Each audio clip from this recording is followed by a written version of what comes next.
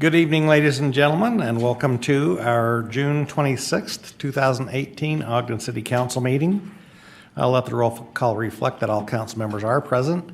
We do have two council members that are with us electronically. We've got Council Member White and Vice Chair Nadolski that are coming in electronically. Council Member White, say hello. Hello.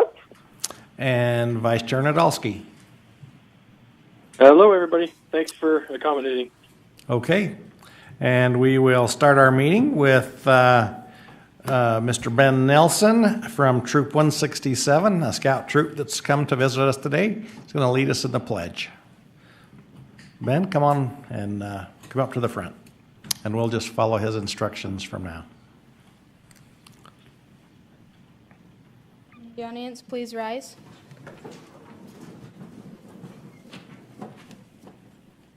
Please salute the flag. Please repeat the pledge with me.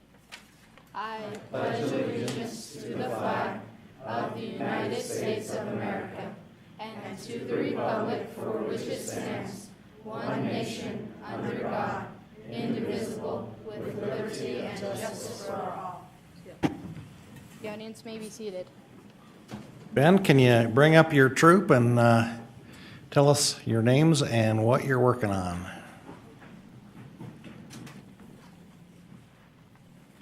Just step up to the mic and tell us your name and what you're working on.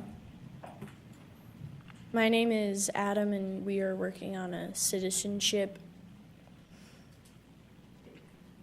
community merit badge.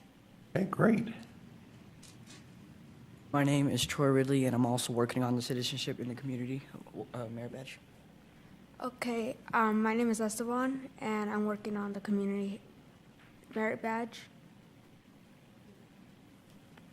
My name is Jeremy, and I'm working on the citizenship to the community merit badge. All right, thanks, you guys.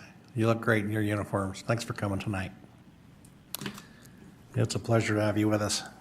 Now, would you all please join us for a moment of silence?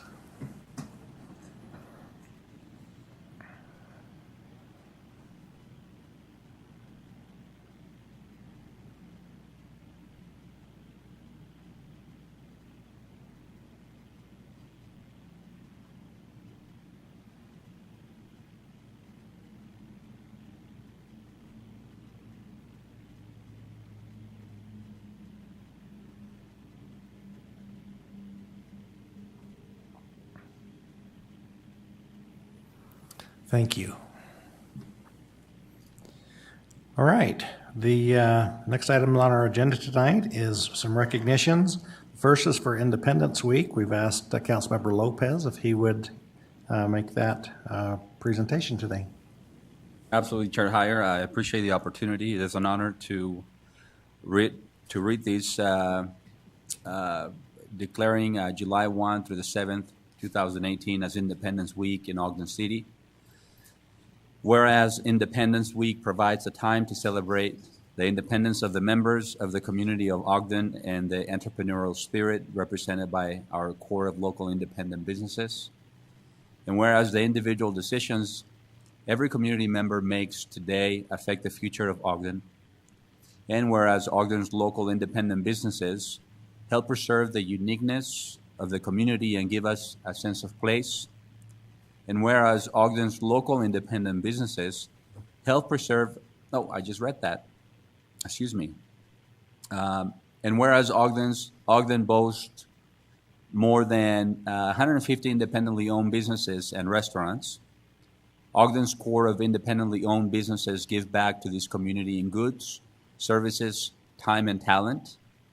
And whereas the health of Ogden's economy depends on our support of businesses owned by our friends and neighbors, and whereas Ogden's independent business owners and employees enrich community members' shopping experiences with their knowledge and passion, now therefore the Ogden City Council and Mayor Michael P. Caldwell hereby proclaim July 1 through the 7th, 2018 as Independence Week in Ogden City, and salute our community members, and locally owned independent businesses who are integral to the unique flavor of Ogden and honor their efforts to make Ogden the place we want to live and work. And with that, Chair Heyer, I move that we approve this proclamation declaring Independent Week. Do we have a second? Second. We have a motion by Councilmember Lopez, seconded by Councilmember Choberka. And this is a voice vote. All in favor? Aye. Aye. Are there any opposed? Okay, great. Are we presenting that to someone tonight? Who do we have to receive this?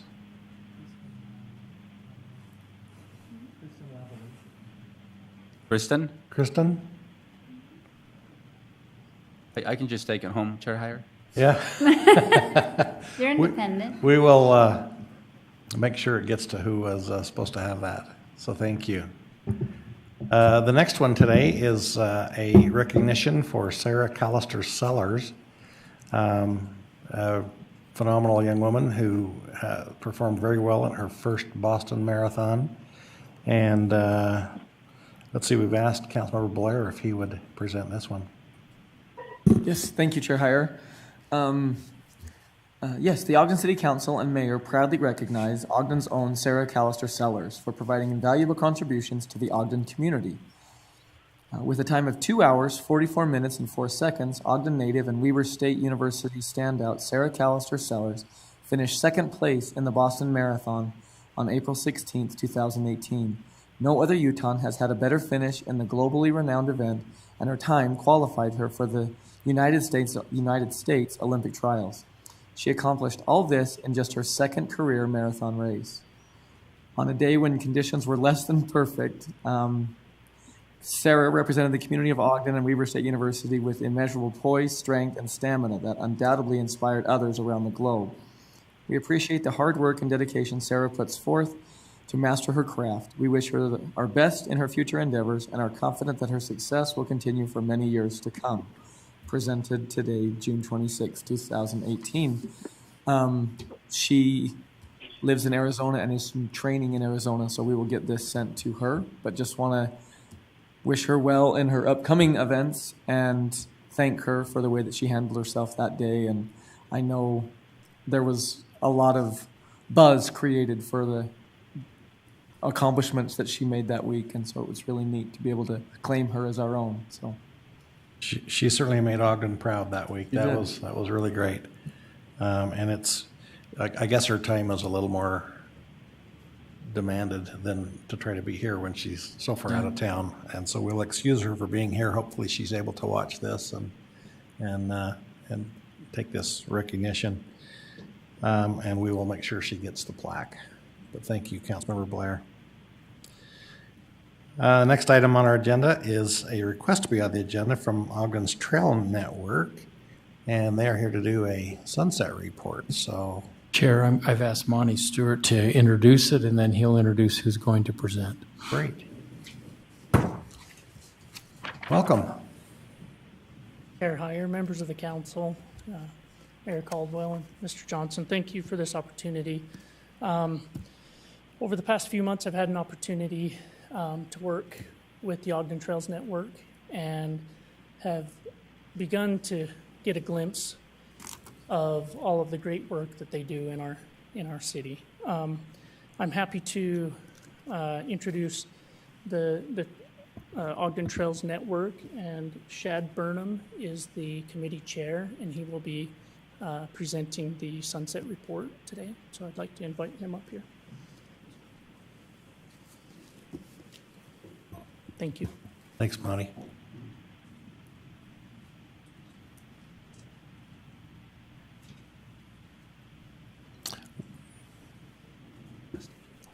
Cool. Thank you, Monty. Welcome.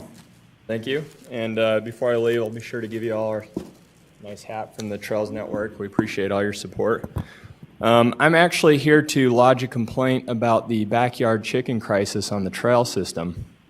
Just kidding. I was told that might open a can of worms.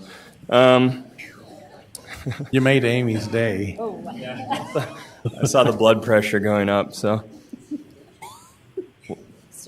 I'll leave that slide for the end. Okay. So again, thanks for having us. Starting out, I'd like to just give a brief presentation on kind of what we've been up to the last 3 years and what we're looking forward to, hopefully getting up to, and as well as formally ask that the City Council considers renewing our charter for another 3 years. So again, my name's Shad Byrne. I've been with the Trails Network since about 2012. Had the opportunity to get involved through some of my work with the climbing community. And I'd just like to start out by pointing out that everything the Trail Network does, we're engaged in preserving and empowering Ogden's trail users and continuing to kind of maintain, preserve, and develop our trail system. Everything we do is completely volunteer run, with, of course, the exception of our awesome city staff support. So all of us on the committee, of course, as you probably hear from many of these committees, we're all very passionate community users, and unfortunately, we have to do other jobs too. I can't downplay the dividends that the work that's being done out there is really paying back to, selfishly, folks like myself that just like to live and recreate here, but really at the end of the day, we really want to help make Ogden a better place and maintain these trails to attract more business and more individuals to live and enjoy Ogden. Our Facebook and social media has been very active over the last few years. We're all kind of bombarded by the interesting articles and things, and this was just, as you can see, pulled off one of our social media pages from about 2 months ago, totally unscripted. We get a lot of support for this stuff. And again, this slide just kind of goes over our vision, mission, essentially, again, just maintaining and developing Ogden's trail system, and really look to promote this awesome resource we're sitting on. I can't imagine how hard this job would be if I lived way out west or something, but here in Ogden, we've got it so easy in this regard.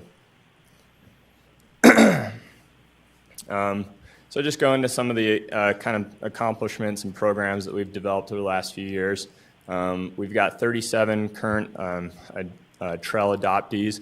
These are community business partners, organizations that are committed to helping with us. They've actually not only given money to help with their kind of buy-in, but also continually maintaining through a commitment of hours every year. We are supporting all of our adoptees through a series of initiatives we'll talk about shortly. But again, this is everything from trash cleanup and really basic trail maintenance all the way up to some pretty hefty projects that we coordinate well in advance with materials and kind of manpower there. And if anybody has anything, feel free to interrupt. And just to kind of put this in, if we were to kind of monetize the work that these trail adoptees and various volunteers are putting into our trail system, we're usually seeing over 2,500 hours a year. If we were just paying kind of typical wages for that work, that'd be $40,000 right there that the city's cooped in just purely in volunteer hours on behalf of these trail adoptees. I hope I don't sound as monotone as I sound to me. So a couple other kind of key partnerships that we've looked to develop over the years. Of course, Weber State's a major community partner. We are actually really looking forward to, in addition to some of the work we've done over the past 3 years, including the Discovery Trail system. We are currently engaging in helping to update the PAR course, and I can't downplay how much they support and continue to support our trail system. Weber Pathways, of course, is another major organization, and of course, they're focused more on the kind of big Weber County picture. We work with them regularly. We've made some great headway in the last year in regularly attending their meetings and inviting them to attend ours to make sure we're working together and teaming our efforts. if any of you, I'm sure most of you are familiar with the kind of track line, the business exchange loop out where the new NV headquarters is, and of course a kind of major focus for Ogden's economic development. We were kind of made aware, about almost a year and a half or 2 years ago about some opportunities for trail building out there. And if you haven't been out there, I was pretty skeptical at first, and going down there, it's an amazing area. The city has a kind of section of land out there that's unbuildable, and we've been able to team with the business development team, the developer, as well as some other kind of stakeholders, and the obviously Bloom Recyclers and some of the other key players down there to develop this trail. McKee Foods and Young Subaru have come on as huge supporters as well. Just in the last couple months here, I think we've raised almost $50,000 from these key sponsors. And we're working with business development and some other, like I said, kind of stakeholders here in Ogden to leverage that money for a state grant, as well as volunteer hours. So we've put a lot of time into that, over 1,000 hours so far. We're looking at maybe about another 1,000 hours to finish the project. It's going to have some larger engineered obstacles. But really the big focus of this was, one, to create something beautiful and unique down in that new area to help continue to help with the kind of economic big picture and just make a nice place down there, as well as help kind of leverage or extend Ogden's trail system to some of these more underserved areas, specifically more on the west side of Ogden. The high school mountain bike teams are very active, and our trail systems have seen a pretty serious impact from that, and a need for more kind of beginner and intermediate trail systems that are appropriate for both those kids and kind of new people to get into it. And so we've really put a lot of focus into this area for that. It's going to be great for events. We're looking forward to a kind of grand opening kickoff event on October 13th this year, and just really excited to continue working on it. Just to give you an idea, the first few months that we were working on it, in one weekend alone, we pulled 4 40 cubic yard dumpsters of trash from that area just in a weekend. So, a lot of work, but we like to say we've got weak minds and strong backs, so we're pretty good for this stuff. So yeah, big project of ours. Of course, we've been able to team with the Forest Service and Weaver Pathways to develop a trail leader training program so that our trail adoptees can have the resources of people that are experienced trail builders to go out with their groups, coordinate materials and expertise to do some of these more advanced projects like, say, bridge building, switchback, and rock wall retention, some of the stuff that's maybe a little above, trash cleanup, that kind of thing. And I should say, this last program, we graduated 15 people from that trail leader training. We're looking forward to continuing to develop that with Weaver Pathways and the Forest Service. Part of this initiative has been to really make sure we're visible to the Forest Service as like strong supporters, so that as they go out and take on more projects, they know that they're going to have good buy-in and support from some of these key players like Weaver Pathways and the Trails Network for future expansion or development. Some of you may have seen the various erosion scars that were kind of extending above 26th Street and 28th Street on the shoreline over the years.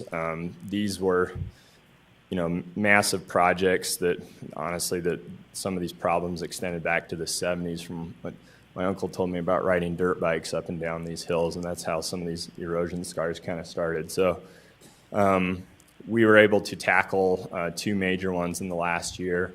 That was about $20,000 worth of materials and almost 6,000 or 8,000 pounds worth of lumber and material to get up there and fix it. We were able to source native seed mix and part to help with from Monty, the city's arborist expert, and the Forest Service. These scars crossed private, Forest Service, and city land in some places, so there's a lot of coordination and background work there. Really happy that we were able to get that done. And again, just kind of talk about the huge community support we're seeing, the stewardship through our event. We've noticed over the years there's obviously a kind of continued graffiti problem on our trail system and everywhere. That's just kind of what happens. In the last year, we scrubbed about 3,000 square feet of graffiti off of our boulders and kind of signs along the trail system here in Ogden.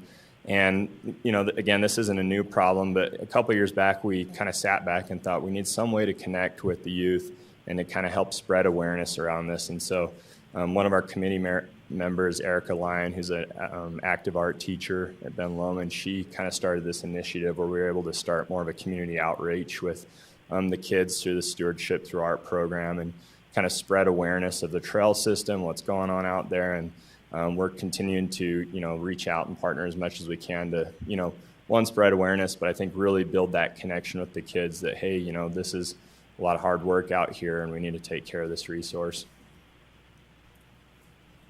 Of course, the Shindig, that's a great event.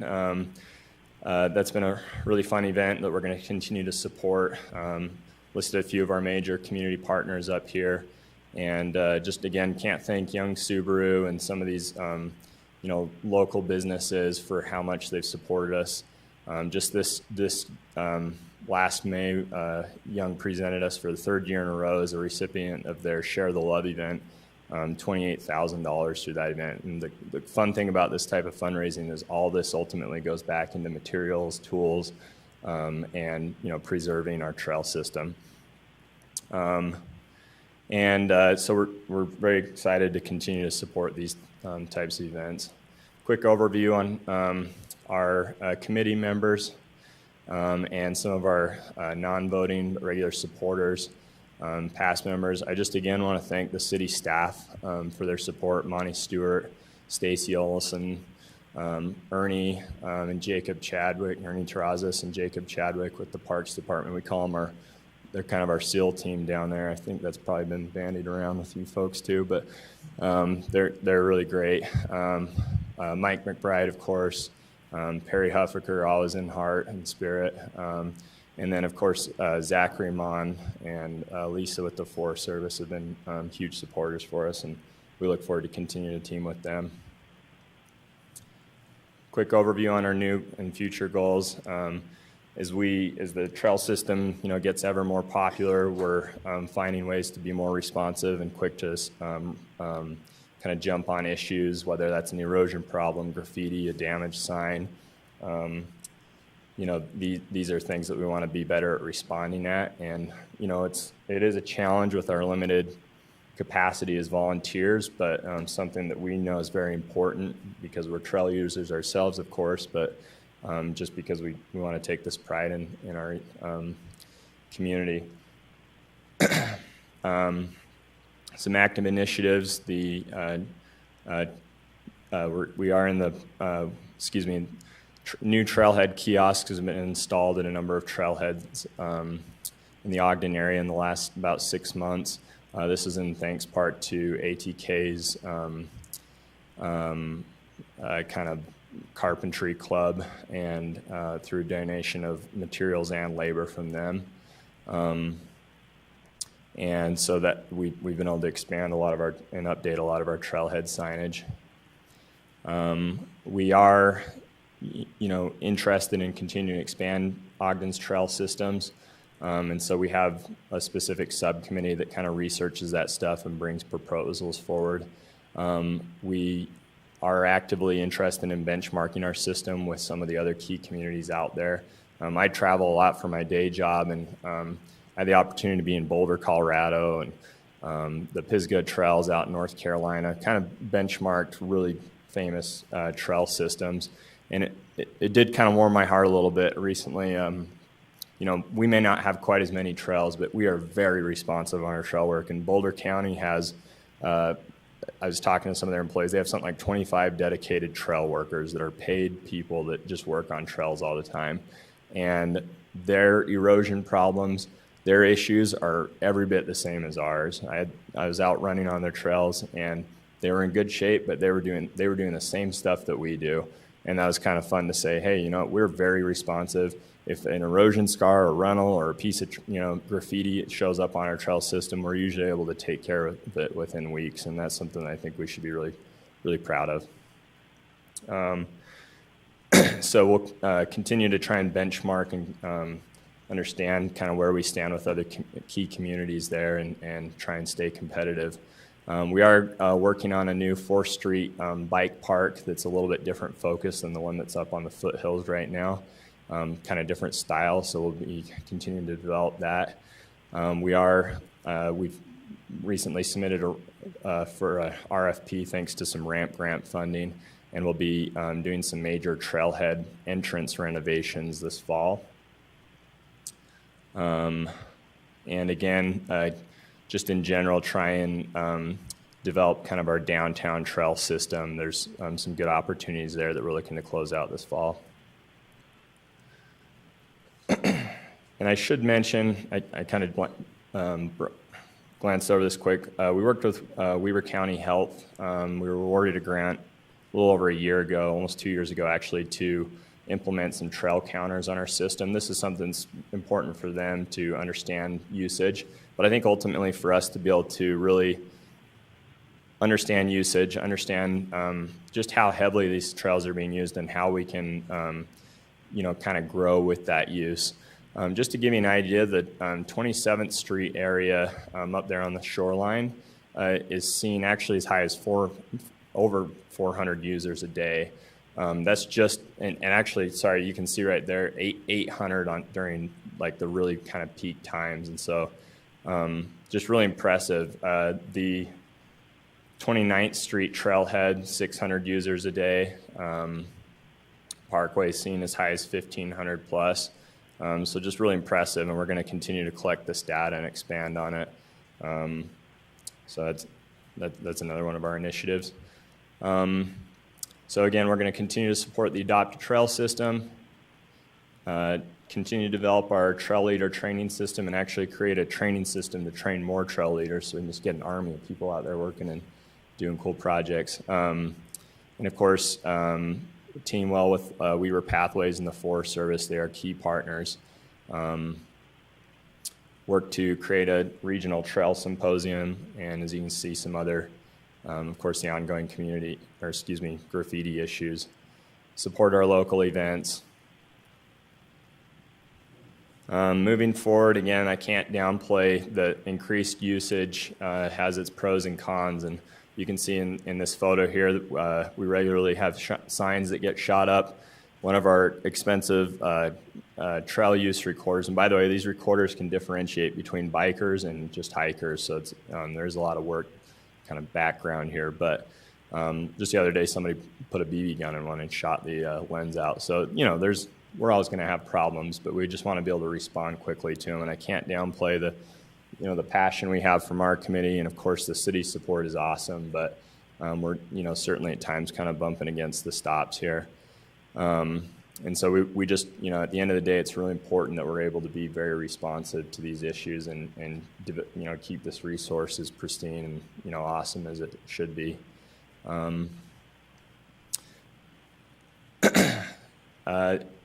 More opportunities, we're calling them here.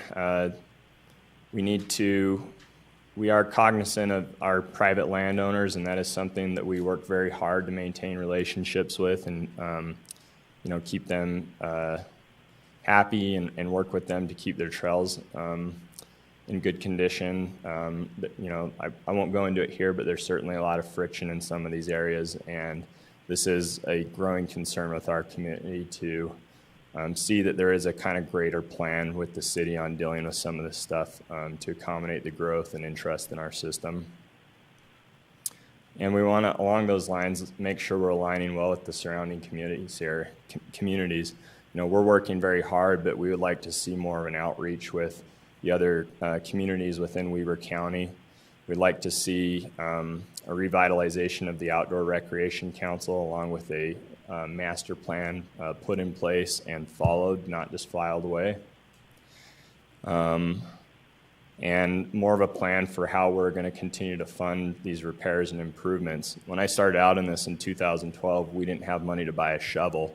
We've come a little further than through fundraising and whatnot, but I think it is, everybody asks for money, and I'm not asking for money right now. We've done a great job of finding the money we need, but I think it is increasingly something that needs to be dealt with as this community grows.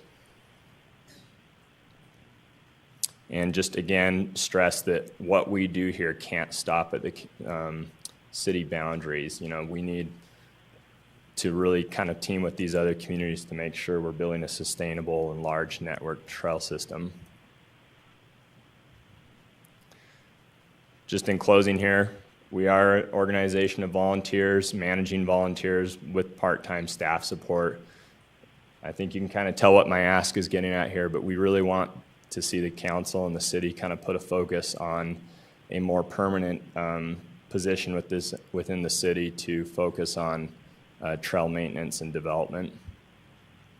And again, create an authorized outdoor recreation master plan with a focus on the trail system that addresses many of these private land issues and ongoing planning issues.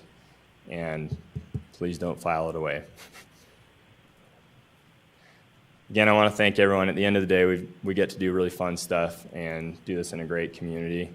Our board members are amazing. They've put a lot of work into it. We've got a few of them here today. Why don't you have them stand? Yeah, would you guys and gals, please stand? Sonny Hayes, the co-chair. Jerome Berg, board member and past chair. And of course, Dave Stewart. Let's call him a legend of the trail system. And this guy's probably collectively done more work on this and stuff than everyone in the room. So can't thank them enough. And of course, the city team, the planning team, Joe Simpson, Eric Dames, and Greg Montgomery. I've had the pleasure of working with them and learning from them a lot over the years. They're very supportive to this day. The parks team that we work with specifically now, Stacy, Ernie, Monty, Heidi, of course in memory, Perry, Tyler Hansen with OPD, Mark Benini and Rod Kramer with Weaver Pathways, and some of their other staff as well. Zach Mon and Lisa Thompson with the Forest Service, and of course, all of you, Mike Caldwell, Jay Louder. And again, I want to thank you all for having me here. I know this is kind of a last minute thing, but I really do appreciate the work you all do. And at the end of the day, we live in a great place, and we all just want to help make that better. Okay, done. Thanks, Shad. Any questions for Shad? The use of the 9th Street bike park, is that being used at the present time? The 9th Street Bike Park, yes. Okay. And what's the usage of it? How many bikers do you get up there? I couldn't tell you that off the top of my head. I was privy to that data at some point. I just don't remember it. I don't want to hazard a guess here, but it is used. I will say that the 9th Street Bike Park is what they call a downhill free ride park. It's kind of a specific style of biking, I guess. And so, you know, when we talk about expanding these sort of bike park systems, the 4th Street Bike Park being proposed is more of a kind of a flatter style bike park. So it's focused more on kind of jumps and I'm trying to think how to explain it. It's just a different kind of style altogether. Less focused on the kind of downhill, wearing a full face helmet and a chest gear and going really fast, and more on kind of pumping through and different style of biking altogether. Yeah, thank you. Any other questions? Mayor has... Chair, if I may, I'd go back to a slide you guys had in there where it was the ATK woodworking crew. So, you know, dim minds and strong backs is not what this group is made up of. I would say they're rocket scientists and engineers and people that put a tremendous amount of love and commitment into the quality of life for everybody here. So we really appreciate everything that you guys do. Every community that I've ever been a part of would love to have a group of like-minded, dedicated individuals like you guys have created. And I also say it's grown organically. They invite people in. They teach them about it. People have a passion for it. It's not something you can manufacture. It's something that your culture has built, and we really appreciate you guys being a part of Ogden and everything you guys have done to make this so successful. So thank you very much. Thanks, Mike. Mayor? I echo what the mayor said. My wife and I love to use the trails. We live pretty close to the hills, and that's our exercise. That's the way we get out. And early in the morning, it's beautiful. It's wonderful. They're well maintained. My dog appreciates the dog bowls at the wayfinding signs. You guys have done a great job. Thank you so much for what you've done. Thank you. Okay, council members, we do have a proposed ordinance ahead of us, extending the sunset date. I would entertain a motion. Chair Heyer, I will go ahead and make a motion that we adopt proposed ordinance 2018-19, extending the sunset date to June 30th, 2021. Second it. I have a motion by Councilmember Blair, seconded by Councilmember Stevens, to extend the sunset date, June 20th, 2021. This is a roll call vote. You're okay. Councilmember Blair? Aye. Councilmember Chaburka? Aye. Councilmember Lopez? Aye. Councilmember Stevens? Aye. Councilmember White? Aye. Vice Chair Nadolski? Aye. Chair Heyer? Aye, that passes. So you guys are good for another 3 years. That's great. And again, thank you for what you do. Next item on our agenda today is our common consent portion of our agenda. One item on the agenda today for Security Bank Building Local Historic Resource Designation. Do we have a motion?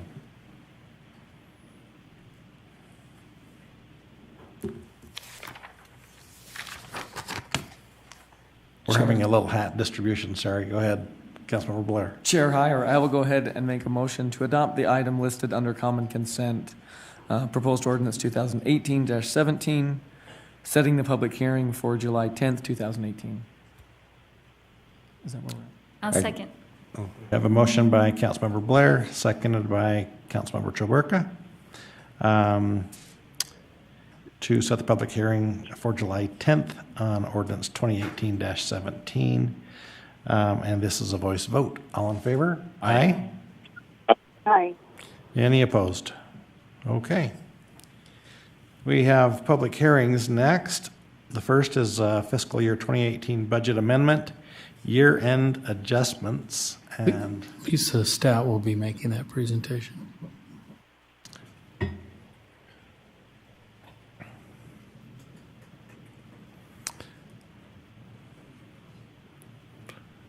welcome, Lisa. Thank you, Chair Heyer. Council members, it's a pleasure to be here. So we're going back in time to fiscal year 2018.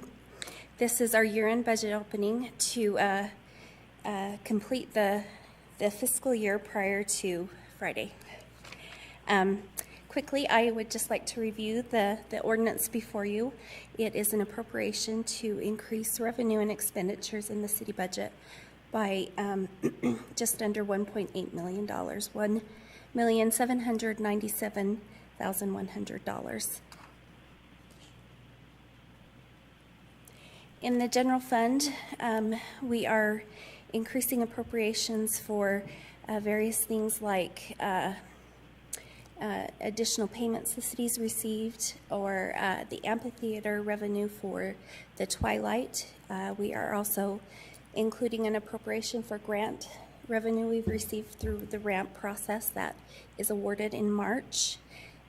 We have also included an appropriation of $78,000 in this budget opening for a transfer from the Enterprise Fund, Medical Services Enterprise Fund, to the General Fund to buy fire safety equipment for firefighters. This is being funded by sales of ambulance stretchers that have been used. Their life at the city is over. We are also requesting an appropriation for additional funds received for our Union Station through either grants or donations.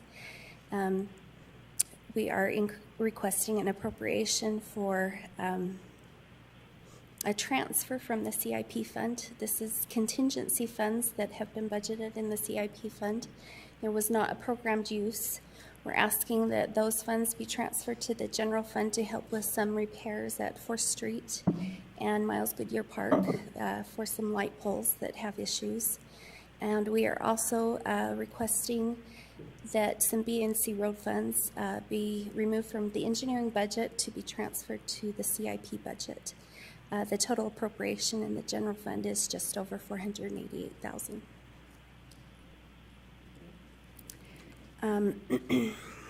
I went backwards, sorry. We can't read it anyway. Oh, I am so sorry. I will make sure it's bigger in the future. Additionally, we are requesting to move money that has been budgeted of $41,000 from the Fire Station 3 construction and return it to the Medical Services Fund. These are funds that were appropriated for the construction that are not being used. They will go back into the fund balance of medical services until they're appropriated by the council for a future purpose. We're also requesting that we recognize a transfer of BDO funds for the amphitheater as a match for a ramp grant the city has received. This is to put new shade canopies at the amphitheater. And we're requesting a use of the critical project contingency. The $24,000 we talked about is being proposed as a transfer to the general fund. The other $78,000 that's sitting in that critical contingency fund is being requested as an appropriation to repair a drain at the 4th Street Park. Additionally, we're asking that we appropriate $50,000 in revenue the city's received from the Dino Park Foundation. The contract with the foundation is that these funds will be appropriated for trail maintenance. And we're requesting the appropriation of the ramp that the city receives based on population to be used at the Lindquist Stadium.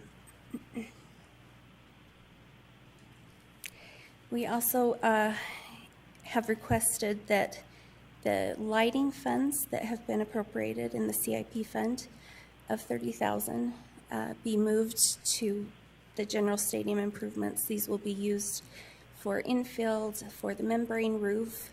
The bid came back higher on that membrane roof. And we're also requesting an appropriation of a grant we received from UDOT. This will be matched with the $150,000 that's being transferred from the general fund engineering accounts, and this will be used for the Centennial Trail land acquisition and improvement accounts. The budget opening also includes a transfer of $30,000 from BDO.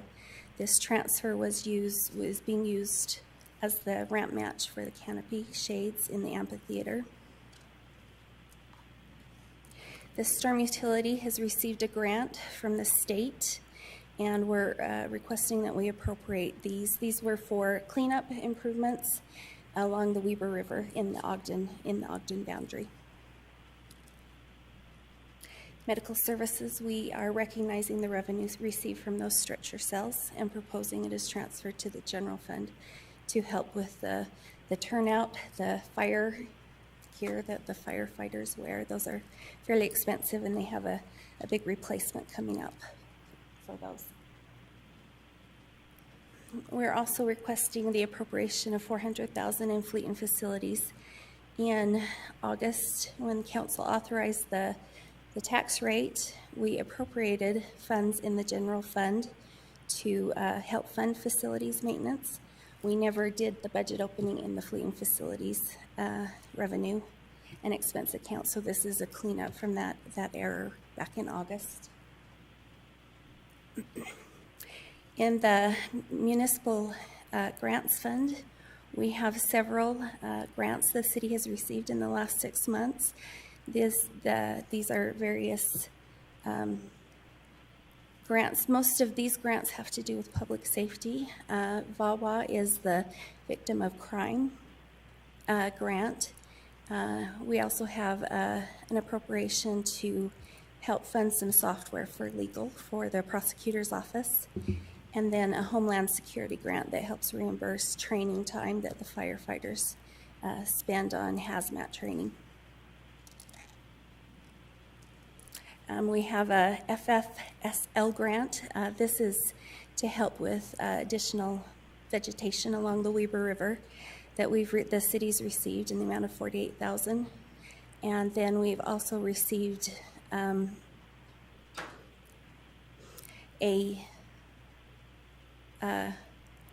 can't read it either. That's really bad. What's that? Oh, yeah, sorry, thank you. It's the Make a Difference Day revenue. These are funds received from Comcast every year. They're very generous in matching volunteer hours. And then the city uses that to help fund additional programs like Make a Difference Day, the supplies needed for those programs. And finally, a change in the major grants of $250,000. We wanted to put this in the budget opening because it aligns with the annual action plan, and we wanted to make you aware of the change that was made mid-year to this program. It was moved from the small business loans to CDBG development for housing. And then we also have an appropriation of $200,000 in the general fund that allocates the payroll contingency that we set aside each year in the budget for retirement and vacation buybacks throughout the year. That nets to zero, so there's no change to the budget, but that is appropriated each year. In your packet, there is much more detail, but the total for Schedule A and Schedule B of the additional appropriations is just under $1.8 million. Okay, thank you. Is there any questions for Lisa about what she's presented? Chair Heyer? Yes, Vice Chair Nadolski. Just a reminder, I wanted to remind the council and the recorder that some of the funds that are recognized in this budget opening are funds from my employer, and so I'll be excusing myself from a vote on this item. Okay, thank you. All right, this is a public hearing. Is there anyone in the audience that wishes to speak to this proposal? Okay, seeing no movement, I'll look for a motion to close the public hearing. Chair, I'll motion to close the public hearing. Second. I have a motion by Councilmember Choberka, seconded by Councilmember Blair to close the public hearing. All in favor? Aye. Aye. Any opposed? Aye. Any opposed? Okay. Look for a motion on the ordinance. Chair Heyer. Sorry. I'd like to make a motion to accept the proposed ordinance or adopt the proposed ordinance 2018-16, amending the budget for fiscal year 2018. Second. Okay, we have a motion by Councilmember Choberka, seconded by Councilmember Lopez to adopt ordinance 2018-16. This is a roll call vote. Councilmember Chaburka. Aye. Councilmember Lopez. Aye. Councilmember Stevens. Aye. Councilmember White. Aye. Councilmember Blair. Aye. Vice Chair Nadolski. Oh, that's correct. Chair Heyer. Aye. That passes. Thank you. Next item is fiscal year 2019 final budget, and this will be Ms. Janine Eller-Smith.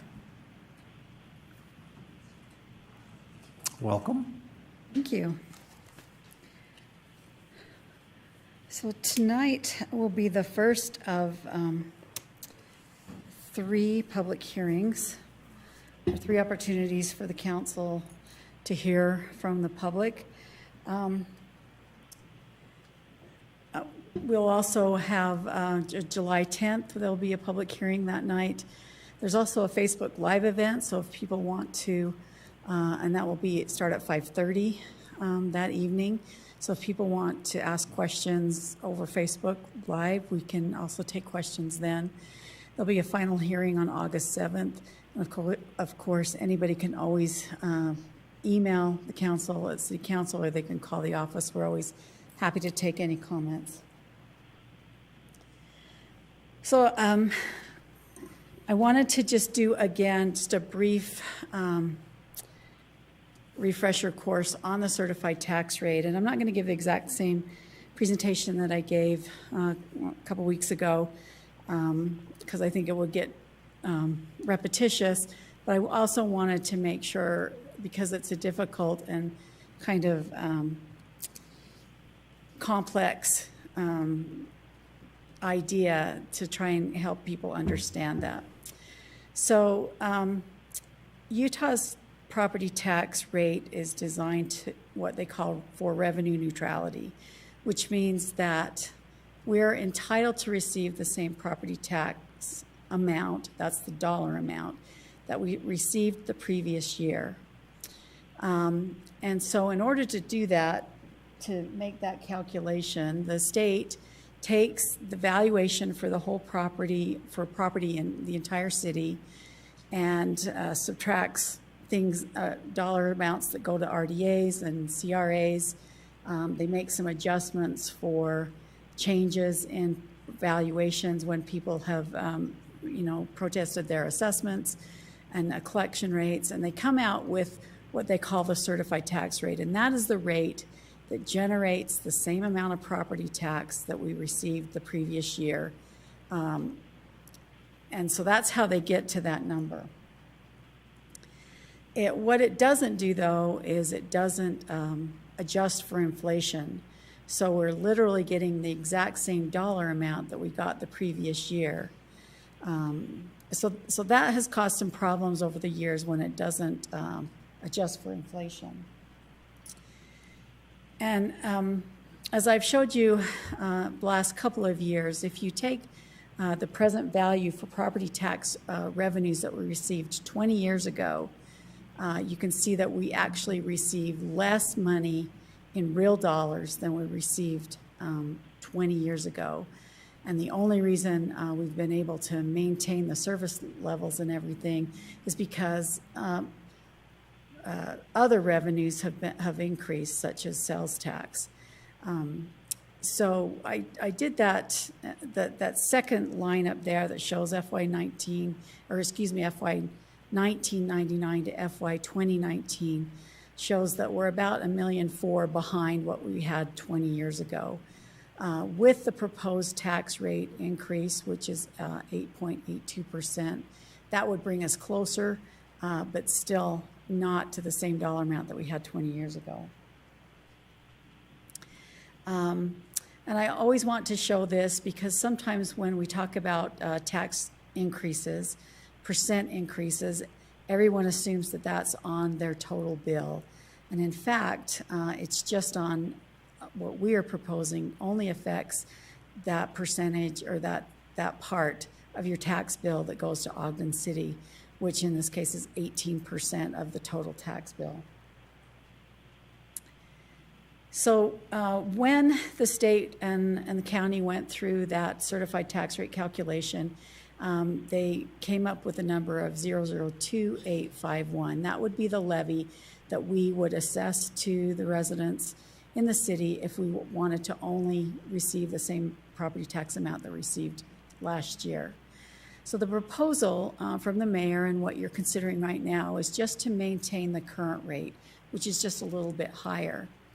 But because by maintaining the rate, property values have increased, and so the city would receive more property tax than it received in the previous year, and that by state law is considered a tax increase. So by this 8.82% increase, we expect an additional revenue of about $1.2 million. The average home value in Ogden right now is $196,000. That's actually up significantly from last year. Last year it was $167,000. So when we calculate the impact on the average home, it's $27. And what that really means, it's not $27 more than a homeowner paid the previous year. That $27 represents the difference between if we charge the certified tax rate that came from the state and if we maintain the rate. That's the difference. So $27 a year, that's an annual amount, or about $2 a month, is more what they would pay on their taxes if we increase or maintain the current rate instead of going to the lower rate. One of the questions, most frequently asked questions we get or from residents, and it's a concern, is that their property values have increased. And so I thought just to take a look, because I have 7 of you here in front of me, and it's all public information, I pulled up your property values and took a look at them and compared them from last year to this year. And it's really interesting because I think it's a fair representative of what your constituents might see. A lot of you, there's a wide range of values in your homes. You live in different areas of the city. And so you can see how different the percent increase in property value. Now, one lucky council member, there's no increase in his property value this year. And so as a result, the tax increase won't affect that person at all because it's just maintaining the rate that we have last year. But, you know, some of you have one of you might see a 25% increase in your values, 14%. So you can see how much it varies. When they calculate the certified tax rate, that's for the city as a whole. How it affects individual property values or property owners just is going to vary. And so what we did, and we've done this for the last couple of years, is on the council's website, we have a little interactive calculator where you can go in and there's instructions about how you can get the information from the Weber County tax records on their website, or you can get it from the information that they've mailed you that you should have received. And you can go in and you can calculate what the impact of the tax rate's going to be on your property taxes. Janine? Janine? Yes. Go ahead, Go ahead, Marcia. So I just want to make sure that I'm understanding this. This is an annual rate, so it's not a monthly rate, right? Right. Okay. I just wanted to make sure. It's an annual rate. Just want to make sure. Right, because we only assess, property taxes are paid, well, they're due once a year. Now, some people may be paying them with their mortgage, so they're paying it once a month, but the actual increase is just for the annual amount that's assessed on your property values.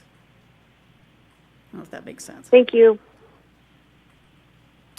It's hard to explain to citizens why there's such a wild range difference, and I don't think we can as a city because we don't make those assessments. Right, and thank you for pointing it out, because that's one of the points I wanted to make, is that it's the county that makes the assessments on your property. The city has no control over that. It's the county that places the values on your homes. And they do have a method of protesting those values. We often hear from citizens, the value on my home's too high. I know that my house isn't worth that much. I thought it was interesting because I took a look at the county's website this week in preparation for this presentation, and they said that 77% of the appeals that they get on their property values are granted. So that's a pretty high level, because what they're calculating, they use a computer model to generate the appraisals on your homes, the values on your homes. And so, of course, they're bound to be off on a onesie-twosie kind of matter. And so if people want to take a look at it, it never hurts to go through it. I don't know I've not done that myself, so I don't know how difficult the process is, but the appeals are made through the clerk auditor, the county clerk auditor, and they have all that information on their website on how to do that. Yeah, and I was just going to say that just a couple weeks ago, a person representing Weber County came up and asked me questions about my home, and there was a couple of things that were different than what the public record said. So the amount of bedrooms or something, those were different. And so they just changed it right on that form. They came to my door and asked me. So I don't know if they're doing that in every neighborhood right now, or if they do that periodically, or exactly how they assess that. I've been told that they do rove around. It's a Yeah, they rotation. did that my go. whole block, the whole area, so. I have appealed my value before, and it wasn't that hard. We took some comparables of homes that had sold that were similar to ours, and they just made the change. They just made the change. Yeah, so when you figure 77%, that's pretty good odds, right? You have a 77% chance of getting your taxes lowered. You have to take some proof, they're not, but I think if you do, they'll accommodate you. So this is kind of what the calculator looks like on our website. It's pretty easy, just have to plug in the numbers off of your tax bill or off the county's website, and it will generate an estimate. It is only considering, we know that the school district is making increasing taxes, or at least maintaining their rate, and so I did take into account that increase, but if there are other entities that are doing that, that wouldn't be reflected in this number. But this one does include the school districts? It does reflect the school district's change. Hey, Janine, will you also mention that it's at, isn't it 55% of your market value or something like that? Will you also describe that? On your tax bill, there are two numbers. There's one that says a market value, and there's a number that says a taxable value. And the reason there's two numbers is a market value is supposedly what you could sell your house for if you just put it on the market. The taxable value, under state law, if it's your primary residence, it's only taxable at 55% of the market rate. So that's why that taxable rate is much lower. And it's the taxable number that you want to use for your calculations. So this is the Weber County Assessor's Office phone number that you can call them, and they can direct you on how to appeal your property values if you're interested in doing that. We actually had a couple of citizens contact us and asking us why we're not giving money to our public safety officers. And in fact, we have, for the last 2 years, made sure that they've got raises. And this year, one of the proposals under the Schedule A1, which will be considered with the final budget, is a loyalty pay program, and I'll go over that in just a minute. A significant amount of money is going to Union Station, and then there's proposal for a full-time diversity officer and an additional accountant. And that's a proposal for spending that $1.2 million.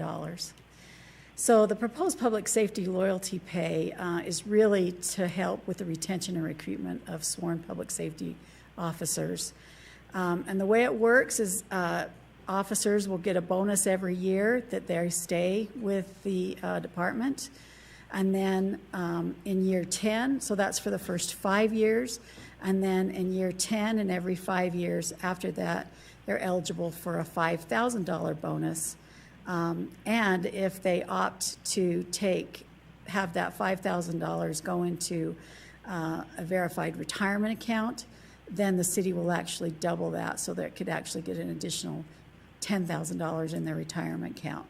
And so the total cost of this project is $546,000 for FY19. So more than $500,000 of that tax increase will be going to public safety. Is that coming out of the department budget then?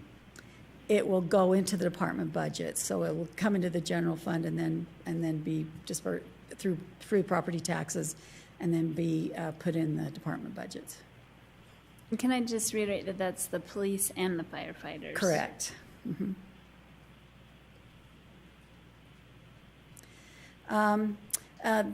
Another significant amount of that money is going to Union Station. For several years, the Union Station Foundation was under a lease and operating agreement with the city, and they operated Union Station. In September of 2017, we started the process of taking that back over, and so the city is now responsible for maintaining and operating Union Station. We do have the sesquicentennial, the Golden Spike, coming up in 2019, and I know that the administration's anxious to kind of do some sprucing up down there because it's such a significant and iconic building for our city. So the tentative budget to the proposed final budget, it's a difference of almost $4 million. Some of that $1.2 million will go to the general fund. That's the amount that would come in with the additional property tax, and then in turn some of that money would go into the CIP for work at Union Station. As you know, the council has several priorities that we've outlined in the last couple of years for the budget, and I just want to focus on one thing tonight because it's one of my favorite projects, and I'm glad it's finally taking root. We have the Neighbor Up Grants Fund, which is a grant fund that we are running just out of the council office, and it's an opportunity for neighbors, community to reach out to people in their community and do some good things, get to know people. It's meant to generate some friendships and kind of reach across racial boundaries and other kinds of diversity boundaries that, and we hope they'll really work. We've had our first one that happened the first of this month that was very successful. We've got a second one coming up in the Eccles area.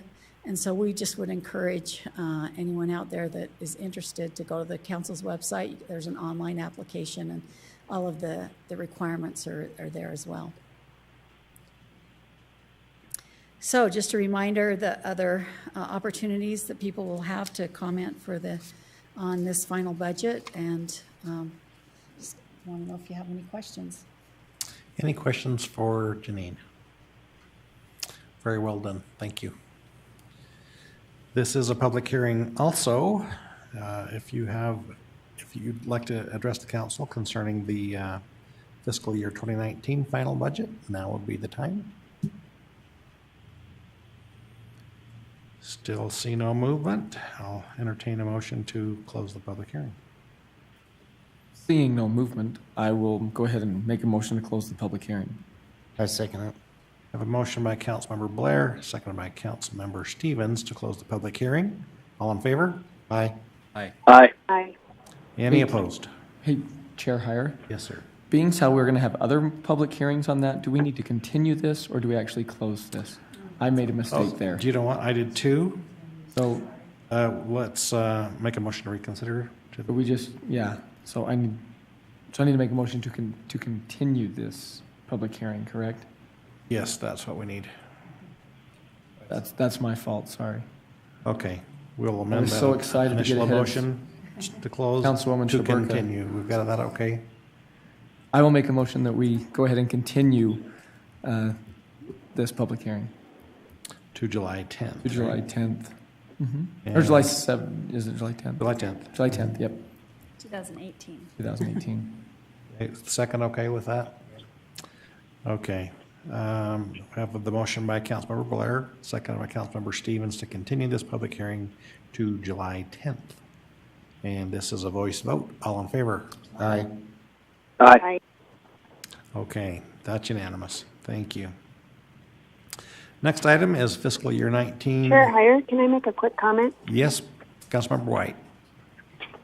So I appreciate that we are looking at moving some of that money into a CIP fund where it's asset driven, and I just really appreciate that the administration did relook at that, and it just makes it, in my opinion, more transparent. So I appreciate that. Thank you.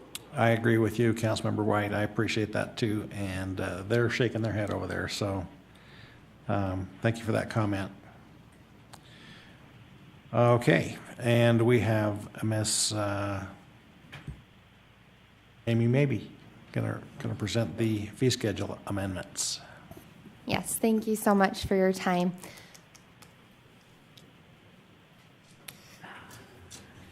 Thank you, Brandon. So before you this evening are the fee schedule amendments for the FY19 budget. And just to give you a little bit of timeline, so we had a discussion on the fees on June 5th in your work session. On June 12th, you set the public hearing, and here we are at the public hearing. So there are proposed fee changes for the police department, the fire department, the airport, and Union Station. And so for the police department, it's actually a change in animal services, and the proposal is to eliminate the lifetime dog license that's currently offered due to a lack of revenues that have been received.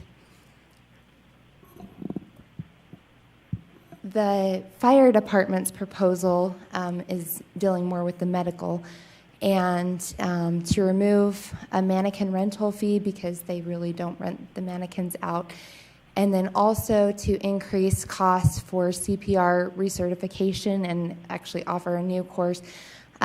This is to align with the costs that are required to get cards issued to the individual. So there's kind of a carry forward cost that goes through.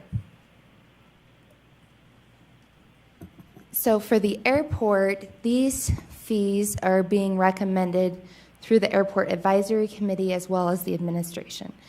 And so they're looking at increases in land lease rates for improved and unimproved, and then also for non-aeronautical activities out at the airport. So also for the airport, they're looking to simplify a little bit on the tie-down fees for airplanes. And so previously it focused in on single engine and then a breakdown of the weight of twin engine airplanes. And so this would actually just go 12,500 pounds or less or over that weight for the two rates. So it simplifies the rate structure quite a bit. And then also with the airport, there's a proposal to add a TSA badge application fee for $10 to increase the air operations area access fee that's a biannual fee, and then increase overnight parking by 50 cents a day. And then also for the airport, and this is for outstanding debt that is incurred past 30 days of the required payment, to increase the late payment fees. Hey, Amy, I have a quick question about the TSA badge. Yeah. Fee. Is that something that other airports charge, or is that just? I mean, is that what it costs us to maintain it, or why do we have that? I am not certain on that. Mark may be able to chime in. We do know other airports charge. I'm not prepared to be able to tell you how much, but I think we were fairly competitive when we set the price. It does cost us money to be able to do the investigation and do the badging and whatnot, so we feel like it's a very fair price. And most of our fees are supposed to be based on actual cost, what it costs us to be able to do, you know, the particular service that we're providing. There is a background check that needs to be done to get that badge, and that isn't not free. So no, it's not. No, thank you for the clarification on that. Does that help, Councilmember White? Thank you. Yep, thank you. Yeah, no problem. Appreciate you chiming in. So then, oops, I already went through that one. So for Union Station, and Janine Eller-Smith hit on this a little bit, but the city recently took over management of that operation once again. So this is a whole newly proposed fee structure. The city hasn't had a fee structure for Union Station in the past 10 years. This is mostly reflectant of the actuals. There are a few modifications to what is currently being done, but for the most part, just kind of goes through and breaks down all of the different types of fees that are assessed there and how those work. So there's admission fees, and those break down into a variety of different categories, as well as having a family day pass, military offerings for free for active military, and then military discounts. And then there's annual memberships that are offered as well, and then just kind of the cost breakdown for those, kind of a similar structure and breakdown with those, and then a military discount as well. And then there are a couple of different tour options for field trips for school groups, and then also for group tours. And so the pricing for those is also broken down in the fee structure. Hey, Amy, sorry, Yes. Before you go on. You're just fine, no I have problem. a quick question. I have a quick question. Do we have something where we could do like an annual membership to Dino Park and the Union Station and any of those other, city-related, membership fees that we could? Have we considered any of those as well? Like, I can go to Dino Park and I can go to the Union Station and I can go to wherever. Do we have any of those? Currently, Dino Park and the Tracy Aviary. Easy for me to say. Currently, they have an agreement where they swap. So if you buy a pass to one, you can go to the other. I don't know that we've ever thought about Union Station and Dino. That's a good suggestion. We'd have to make sure that those who run Dino, we don't run Dino Park, if we'd have to make sure that they were willing to do that. And it might be fun to have a pass with Treehouse and Dino and Union Station. I could see some value there. We'll explore it, but it's not one we've ever looked at. And I think Treehouse And maybe and even the Ogden Nature Center, too. Yeah. Yes. I think Treehouse and Nature Center do something similar with I that think right so. now too. So But we'll engage in the dialogue. It's a good suggestion. thank you, Councilmember White. Thank you. Sorry. No, this is what this is here for. So thank you.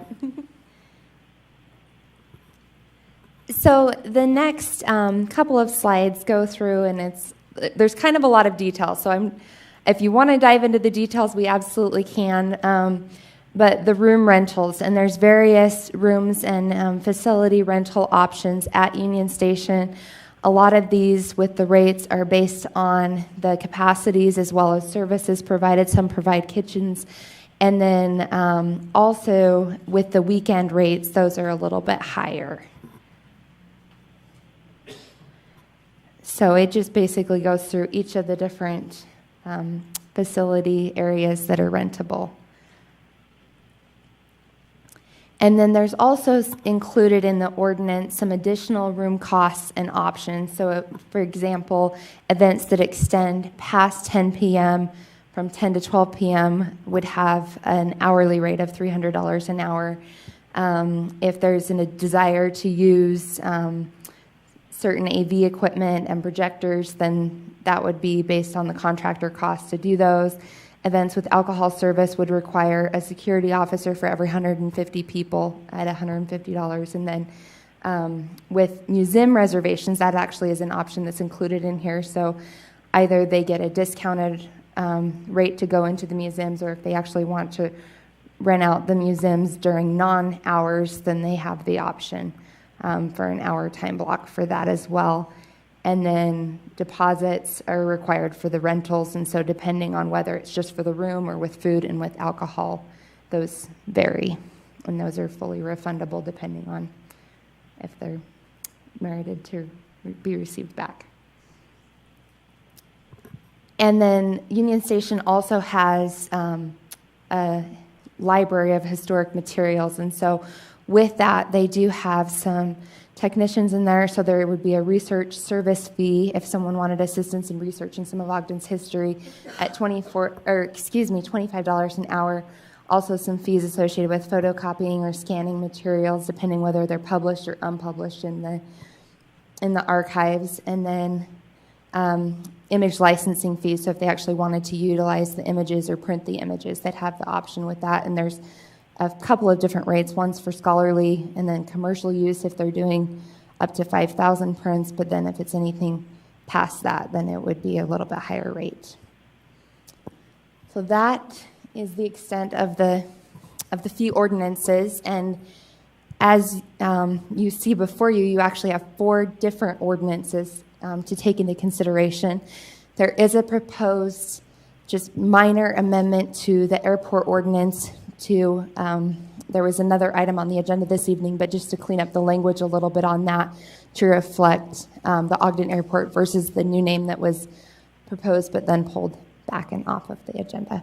So any questions this evening on the fees? Any questions for Amy? Oh, okay. Sorry, there's a lot there. Okay, thank you. Thank you. This also is a public hearing. Is there anyone in the audience that wishes to address the council regarding this item or any of these 4 items? Please give us your name for the record and limit your comments to 3 minutes, please. Yeah, my name's Daniel Blumel. I'm a business owner out at the Ogden Airport. First of all, the original leases that were given for the last 20 years always reference CPI for any changes in the cost of the leases out there for the ground at the airport that we built our buildings on. And this would be a change from that doesn't reflect the original contracts that were made in those leases. So I would indicate that CPI needs to be the only reference that's used in determining what the fees need to be. Many of the hangar owners out there at the airport are still without leases and have been without them for a year, new leases that is. And there's the current lease agreements are still in flux and being modified month to month. They're always changing, and so they really haven't even finalized what the final leases are. Many of the lease owners out there are actually in litigation currently, or in the process of having litigation over the lease change, because the existing leases say that the owners have the first right of refusal on that particular lease and not necessarily a new lease. And actually this has been fought actually in Glendale, Arizona, which obviously a different state. 2 years ago, a very similar case was handled, and in the end, the airport, the pilots and the hangar owners at the airport won the lawsuit against the city of Glendale, Arizona, and it was almost an identical situation as to what's going on currently out at the Ogden Airport. The FAA does not define what aeronautical is versus non-aeronautical businesses, even though the city has claimed, or I should say the airport management has claimed, that that's all due to the FAA and the fact that they're saying that non-aeronautical businesses don't belong at the airport. And I actually wrote a letter to the FAA asking them to clarify that, and they put the onus back on the city and they refuse basically to define what aeronautical is versus non-aeronautical in terms of hangar usage. And the existing old leases, as I indicated, do have a first right of refusal clause. And from the legal conversations I've had so far, there's nothing that would indicate that a new lease is required and justified by the city. Okay, thank you. Thank you. Anyone else? Yes, come forward and give us your name, please. Are these about the fees? I'm sorry, I'm just trying to keep up here. Well, it didn't sound like it was directly related to the fees, but some other issues at the airport. I think isn't he suggesting that he's already got an agreement in his lease? I think that's kind of what the notes I took. That's what I gather. Lease land rates. Okay, yes, sir. Thank you. Right here. Dave. Speak on the microphone, My name please. is Dave Carlson. I'm a business owner at the Ogden Airport. I've got just 2 quick things on the price raise on the badges, which I just saw that tonight, which was new. That's pretty much an 80% increase. I think, I'm not sure, but I think the only time we get a background checked is if we let our badges lapse in the initial time. So we're taking another $16 every 2 years from us, which is fine. I mean, it's peanuts, you know. But and I understand Sati's working a lot overtime to pay for that. I get that. But if that money, is that money going to be held as in, hey, it's accountable? Because that is a lot of extra money that's going to go into the city somewhere. I just want to make you guys make sure that you're aware of that. I'm also, both of you have met with me, as far as this non-aviation, are we bringing that back, non-aviation commercial? And if we do, and this is approved, and those rates are approved, and can you pull that, Where's she at? Can you pull that rate back up for me? They just to make sure it's the same one I saw before. Is that possible? On the non-aviation commercial. But who's going to make, I'm asking just basically Mark and Gary, who's going to make that call of what non-aviation commercial businesses are allowed? Are we that going to be the airport manager, or is that going to be like the meeting that we had with relation to the city council and the airport? Is that who's going to make those decisions, or do we know? We're going to get you some questions at the end when everybody's finished. So those are my questions, basically, to Gary and Mark, just because that's who I know we talked with months ago about non-aviation commercial business out at the airport. Okay, thank you. Anyone else wish to address the council? Okay, seeing no more movement, look for a motion to close the public hearing. Motion to close the public hearing. Second. I have a motion by Councilmember Lopez, second by Councilmember Jaburka to close the public hearing. This is a roll call vote. All in favor? Aye. Aye. Aye. Aye. Do you mean a voice vote? Yeah, Voice vote, yeah, sorry. The meeting is getting a little long, sorry. Any opposed? Okay. All right, we have some questions that have been asked by the public. Chair, I'm going to ask Gary if he'll answer those questions. I was thinking maybe he would be the best one to answer them also. A lot of them are just regarding different arguments that have nothing to do with fees. There's two that I'll give specific responses to regarding the fee ordinance. And that is the Consumer Price Index. Mr. Blumel mentioned that his lease says that it's based on the CPI. His lease also says, like every lease has for the last 30 years, that his lease is also contingent upon whatever ordinance says. And so the ordinance is where we set the fees. And so this ordinance will override whatever that lease has, which is, if not expired, soon to expire. And so one thing I will make a clarification of is that we're not making that big of a jump in the fee rate, because what we have is we have a very old rate that was incrementally raised by the Consumer Price Index. But the Consumer Price Index wasn't keeping us to market with airport lease rates. And so there's a one-time adjustment up by about 25%. And then after that, it will continue on with Consumer Price Index.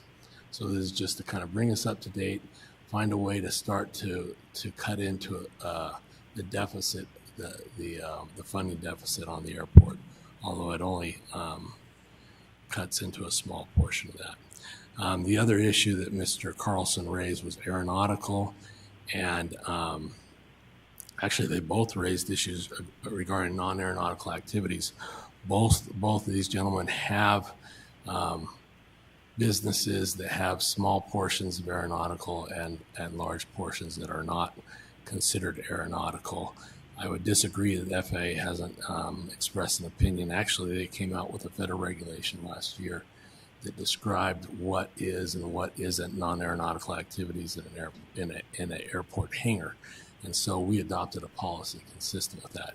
But as to the fee ordinance itself, it's very important that everybody understands that the fee ordinance will basically set non-aeronautical rent at 4 times whatever the normal aeronautical rent is. But that explicitly does not mean that we can just have non-aeronautical activity. That's only non-aeronautical activity, that's incidental activity that the FAA will approve and be okay with, and that the city approves. It is not kind of a carte blanche to say, okay, now we can have all the non-aeronautical activity we want. The reason for that is simple. The airport is a heavily subsidized asset, both by federal, state, and us. We subsidize that. And in fact, you know, it might even be attractive to a city to take over a hangar and put all their road equipment out there. The FAA says you cannot do that. That's non-aeronautical. So even we can't use the airport for our own non-aeronautical uses. And so please understand that just because we put in a 4 times rate for non-aeronautical, that does not mean that we're going to approve a lot of non-aeronautical activity that would be inconsistent with both the FAA policy and our policy. Doesn't the ordinance actually encourage us to eliminate non-aeronautical that are, that's. Yes, that's what the FAA policy is trying to get us to do. Okay. All right, thank you. Okay. Let's take these one at a time. Let's take the proposed ordinance 2018-12. Chair Heyer, I have one Oh, yes. additional question before you. Okay, Vice Chair proceed. Nadolski, go ahead. I just wanted to confirm, and I think I know the answer, but I'm trying to remember from the work session on this item. Those fee changes for the airport, they did go through the Airport Advisory Committee, is that correct? Yes, they did. And they were recommended by that committee. It was a 6-0, I believe, wasn't it? I believe so. I believe on one particular fee, there was one commissioner that had a concern, but all the rest were unanimous. Okay. Okay. Thank you, Chair Heyer. Thanks, Gary, for the clarification. You ready for a motion, Chair Heyer? Ready for a motion. Make a motion that we adopt proposed ordinance 2018-12. Second. Okay, we have a motion by Councilmember Lopez, seconded by Councilmember Blair to adopt proposed ordinance 2018-12. This is a roll call vote. Councilmember Lopez? Aye. Councilmember Stevens? Aye. Councilmember White? Aye. Councilmember Blair? Aye. Councilmember Chaburka? Aye. Vice Chair Nadolski? Aye. Chair Heyer? Aye. That passes unanimously.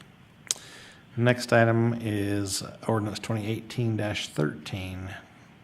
I'm ready for a motion. I make a motion that we adopt ordinance 2018-13. Second. I have a motion by Councilmember Stevens, seconded by Councilmember Lopez to adopt ordinance 2018-13. This is a roll call vote. Councilmember Stevens? Aye. Councilmember White?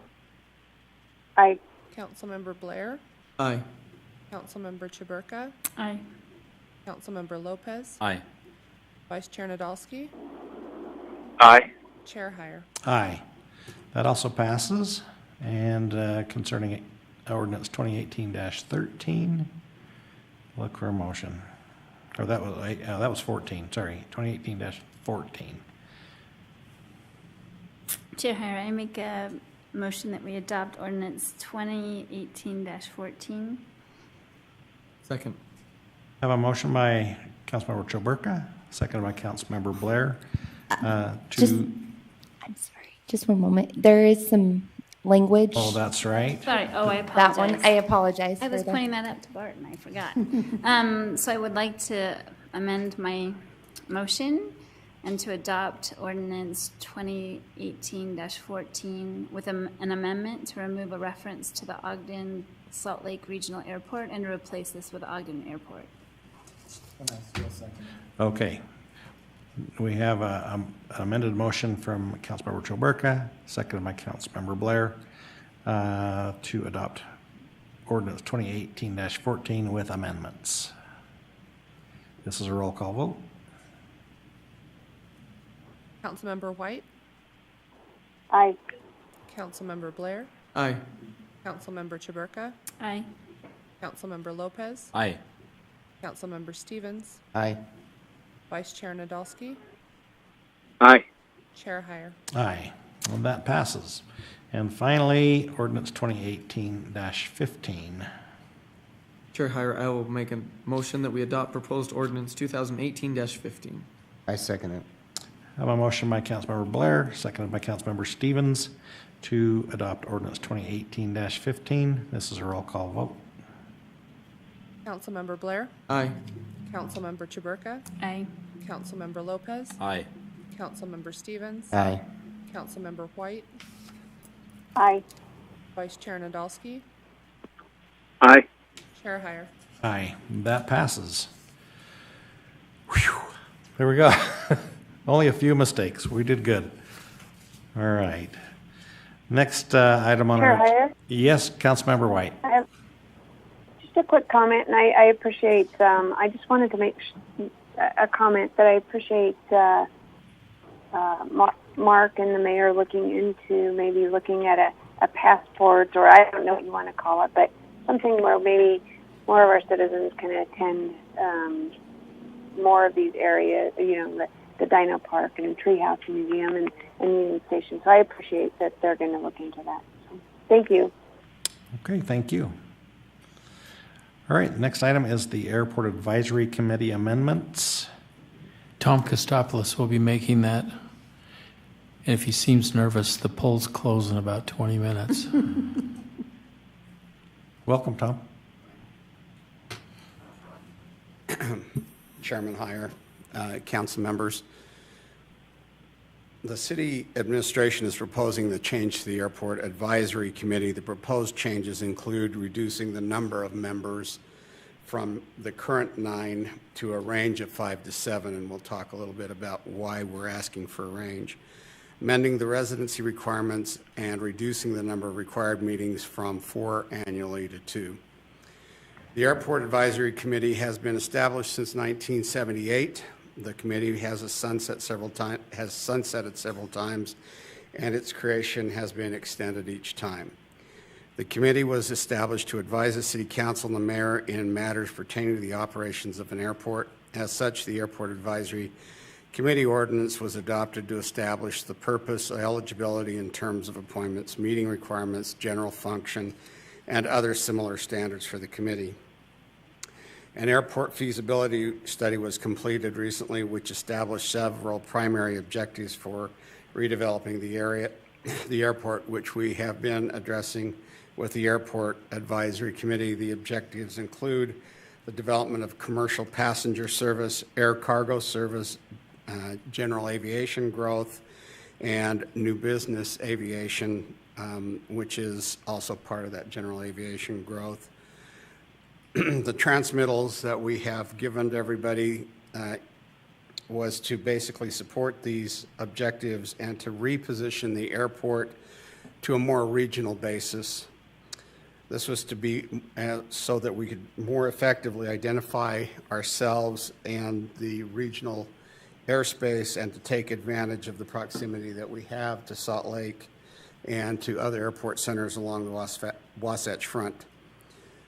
The administration is proposing several changes to the structure of the airport advisory in order to gather input more effectively from those who can contribute directly and to gain better input and consistency as we work with the Airport Advisory Committee. The proposal changes the number of required meetings from 4 to 2. That doesn't mean that that's all the meetings we'll have. It just means those are the required meetings. We meet on a much more regular basis as it is, as issues arise. And so that's one of the things that we'll be working on. So the current proposal basically puts forward these ideas as indicated, changing from a range of from the current 9 to a range of 5 to 7. Open eligibility members from both Weber and Davis counties, which goes to us trying to make the airport more recognized as an important element to both counties. Require at least 2 members instead of 3 members to be residents in Ogden City or have their principal place of business in Ogden City. Remove the requirement that at least 5 members be residents in Ogden City or persons whose continual principal place of business is in Ogden City, and reduce the number of annual meetings as we have indicated. So those are the primary changes that we have worked out. The question was with the advisory board with their input, and we think that will make us more responsive to the number of changes, and amongst those changes are the significant amount of increased traffic at the airport that's been occurring and a number of additional businesses that are currently looking at the airport, and we think that we'll be able to respond more to those and other opportunities as they're generated. And I don't know if there are any questions from anyone. Any questions for Tom? Just a comment. In our work session, we talked about the influence of Ogden on the advisory committee, and I think this is a workable solution that we've come up with. to not only have somebody that may live in Ogden, but has an interest in Ogden with their businesses and that. So, but we talked about that at great extent. Any other questions, comments? I just have a comment. I mean, looking at the current categories that the Board Advisory Committee members are currently in, looks like they're all categorized as pilots except for one business owner. So I would hope that this change also will help to diversify that representation. Maybe they were miscategorized. Maybe they have many hats, as many of us do. But I feel more confident with losing the majority of Ogden City representation if we have more of a diverse body overall. So that's what I'll definitely be looking for in the new makeup. One of the things that we'll recommend to the mayor is that we look for a lot of business diversity, especially aviation business diversity, no matter where it comes from, whether it's Weber County or Davis County. And so that we can get a little broader input. It's not that all of the members that, as described, are pilots. They are still businessmen in various regards, but it does allow us to get a little bit different, broader perspective and to, again, reemphasize, get us focused on regional strategies that can help us grow the airport. I was been watching this since the airport advisory first visited this. I think it's a great solution to our airport advisory committee. I think it's going to solve some of the problems with meeting ordinance, not having a meeting just to be having a meeting, and it will engage the members better, especially if we have the diversity in the backgrounds of these members. It should really help some of the recommendations that come from that body. And I think it's important that we also notice that they are just a recommending body. They don't have any power to enact ordinance. They just recommend to this body. So I'm really comfortable with this. I think that's a good proposal. Thanks, Tom. Tom, one question. Those currently out there at the airport, does this commission also do they have a voice to that on that commission? If I owned a hangar out there, I would still have a voice with that advisory commission? They always have, yeah, the advisory members, and we hold open meetings that the general aviation public and the general aviation can come to, and they have discussions. And a lot of times it also happens through informal channels. They'll contact members of the advisory board with concerns, and they'll come forward. So that's not going to change. It's just the way we constitute everything. So. Okay, thank you. Okay, council members, I'll look for a resolution. Chair Heyer, I will go ahead and make a motion that we adopt proposed ordinance 2018-20. Second. I have a motion by Councilmember Blair, seconded by Councilmember Lopez, to adopt ordinance 2018-20. This is a roll call vote. Councilmember Chaburka. Aye. Councilmember Lopez. Aye. Councilmember Stevens. Aye. Councilmember White. No. Councilmember Blair. Aye. Vice Chair Nadolski. Aye. Chair Heyer. Aye. That passes 6-1. Councilmember White, if you would like to explain your no vote, we would entertain that. Yes, just real quickly, I just want to make sure that, I think I've said from the beginning that I think it's important that if it's still our airport, we should have the majority vote. I think we've done a great job, and I don't want to make it sound like it's not going in the right direction, but I just really think that until Davis County and the other mayors or whatever we deem steps up to the plate, that we still have the majority vote. So I appreciate all the work that's gone into this, and I just want to make sure that we're continuing to try to have the majority vote on that. Okay, thank you. That will be noted.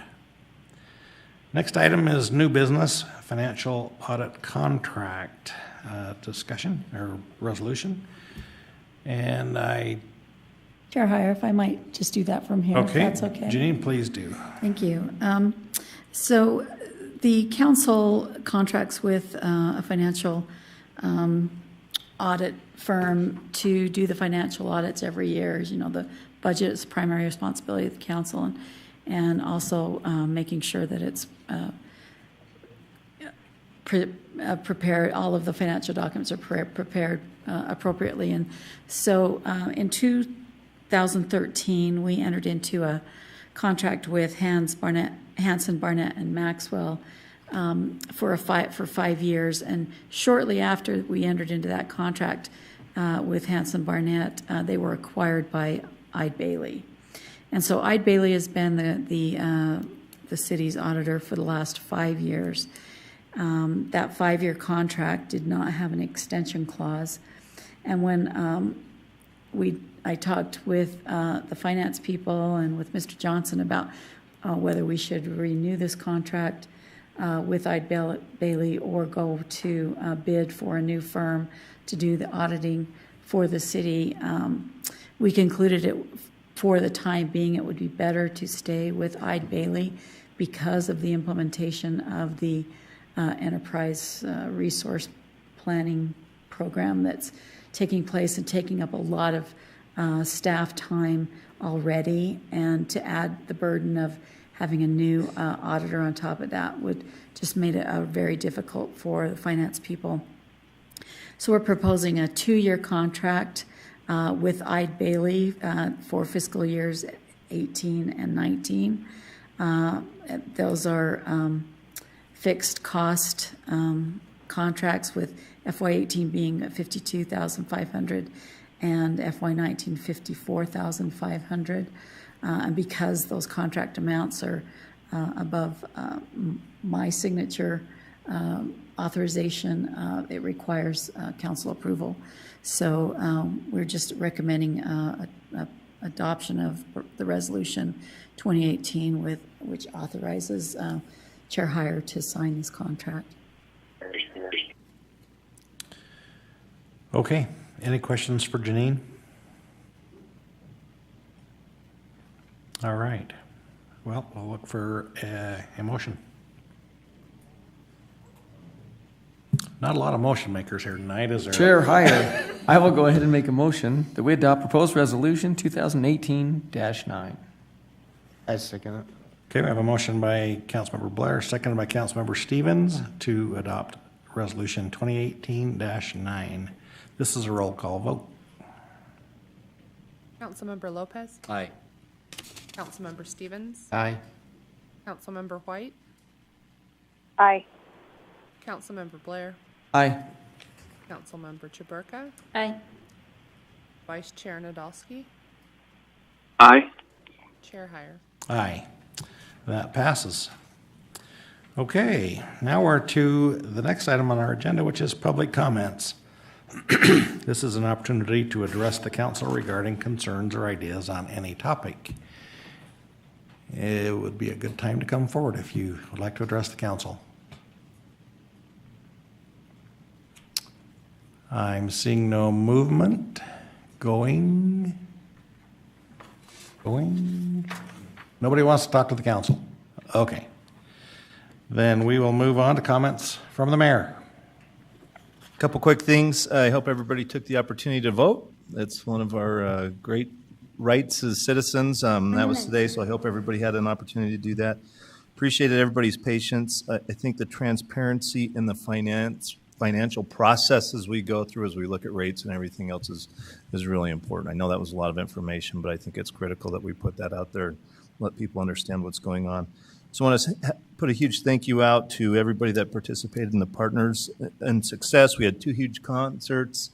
The farmers market opened on Saturday. A lot of time and effort goes into that, and I want to give props where they're due. Councilman Bart Blair aced hole 12 at the Mount Ogden Golf Course for a hole-in-one. Did us all proud, and so you publicly ought to be called out and be given some props for that. That's it for me. First hole-in-one either. He's a pro at that. Gamer. All right, thank you. Council members, any comments? I'm Bart's coach, you know. Hiring?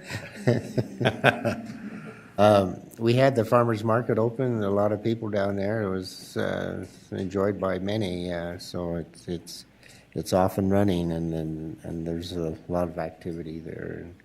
I would like to remind our citizens that this month we're still in the process of recycling, and so anything we can do to improve our recycling, I'd appreciate that, and it helps our city out.